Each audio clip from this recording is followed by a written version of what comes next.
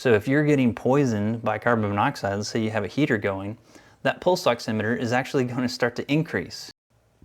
So a common technique for aviators is to monitor themselves for hypoxia using a finger pulse oximeter. So that's the little device that you can put on the tip of your finger. Probably had it at a doctor's office, and it'll tell you in a percent, like should be 100%, what your blood oxygen level is. I wear a smartwatch, Samsung. If you wear Apple, they do the similar function, and they're just measuring it from your wrist. And I find it to be pretty close to the finger ones, so those are good. One thing that I'll say, and it does caution you against here, is the FAA cautions against the use of relying on pulse oximeters as the sole indicator of hypoxia, because waiting for the percent oxygen saturation levels reported by the pulse ox to fall before taking action might result in hypoxia sufficient to cause impairment, right? So if your symptom is like mine, by the time you look down and see that your pulse ox is low, you might already be in a situation where you're making bad decisions and you don't execute that descent down. So be careful on there. Also, pulse oximeters will, I learned this from Max Trescott's show, but he found that the pulse oximeters aren't really measuring oxygen, they're just looking at your hemoglobin,